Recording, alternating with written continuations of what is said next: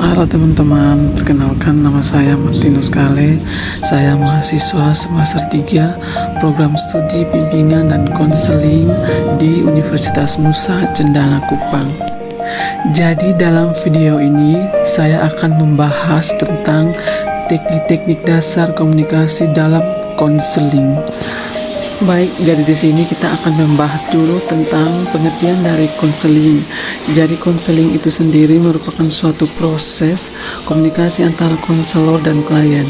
Sebagai suatu proses komunikasi, konseling melibatkan keterampilan konselor dalam menangkap atau merespon pernyataan klien dan mengkomunikasinya kembali kepada klien tersebut.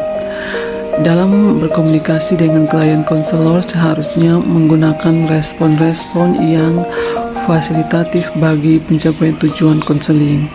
Jadi secara umum, respon-respon tersebut dapat dikelompokkan ke dalam berbagai teknik dasar komunikasi konseling antara lain. Jadi yang pertama adalah attending atau perhentian. Jadi attending ini adalah keterampilan atau teknik yang digunakan konselor untuk memusatkan perhatian kepada klien agar klien merasa dihargai dan terbina suasana yang kondusif sehingga klien bebas mengekspresikan atau mengungkapkan tentang apa saja yang ada dalam pikiran. Yang kedua ada opening atau pembukaan. Opening adalah keterampilan atau teknik untuk membuka atau memulai komunikasi dan hubungan konseling. Contohnya adalah membuat kehadiran klien dan membicarakan topik netral seperti menjawab salam, mempersilakan duduk, dan lain-lain. Dan yang ketiga ada acceptance atau penerimaan. Jadi acceptance ini atau penerimaan adalah teknik yang digunakan konselor untuk mewujudkan minat dan pemahaman terhadap hal-hal yang dikemukakan klien. Di sini juga ada teknik restatement atau pengulangan.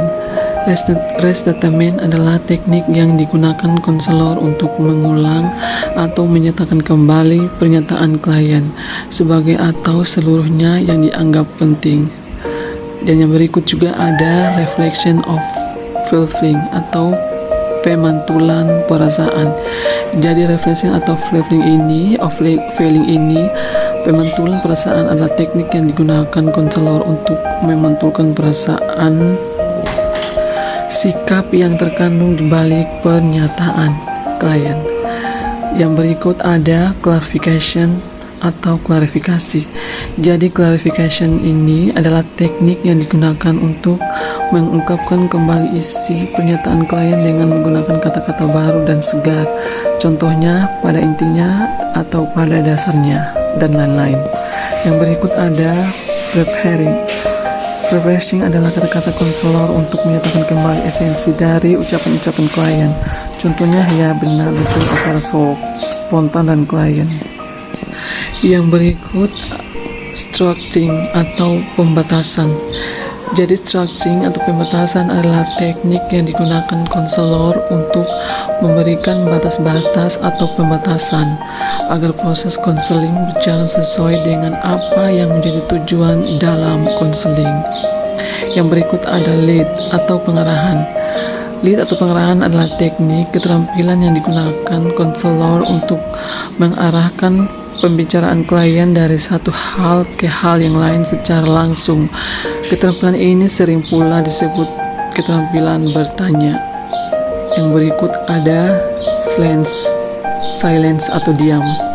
Jadi silence atau diam adalah suasana hening, tidak ada interaksi verbal antara konselor dan klien dalam proses konseling. Yang berikut ada resonances atau penguatan dukungan. Jadi resonances atau penguatan dukungan adalah keterampilan teknik yang digunakan oleh konselor untuk memberikan dukungan atau penguatan terhadap pernyataan positif klien agar ia menjadi lebih baik, yakni dalam percaya diri. Yang berikut ada rejection atau penolakan. Jadi rejection atau penolakan adalah keterampilan atau teknik yang digunakan konselor untuk melarang klien melakukan rencana yang akan membahayakan atau merugikan dirinya atau orang lain. Yang berikut ada teknik advance atau saran nasihat. Advance adalah keterampilan teknik yang digunakan konselor untuk memberikan nasihat atau saran bagi klien agar dia lebih jelas mengenai apa yang akan dikerjakan. Yang berikut ada teknik summary atau ringkasan kesimpulan. Jadi teknik ini adalah keterampilan teknik yang digunakan konselor untuk menyimpulkan atau ringkasan mengenai apa yang telah dikemukakan klien pada proses konseling. Jadi teknik yang berikut ada konfrontasi atau pertentangan. Konfrontasi keterampilan teknik yang digunakan oleh konselor untuk menunjukkan adanya kesenjangan, diekspansi atau inkongruensi dalam diri klien, kemudian konselor mengumpulkan kepada klien. Yang berikut ada teknik interpretasi atau penafsiran. Jadi interpretasi adalah keterampilan atau teknik yang digunakan oleh konselor di mana atau karena tingkah laku klien ditafsirkan atau diduga dan dimengerti dengan komunikasi pada klien. Selain itu, di dalam interpretasi konselor menggali dan makna yang terdapat di belakang kata-kata klien atau di belakang perbuatan tindakannya yang telah diceritakannya, bertujuan membuat klien lebih memahami diri sendiri bila mana klien bersedia mempertimbangkan dengan pikiran terbuka. Dan teknik yang berikut atau yang terakhir adalah termination atau pengakhiran.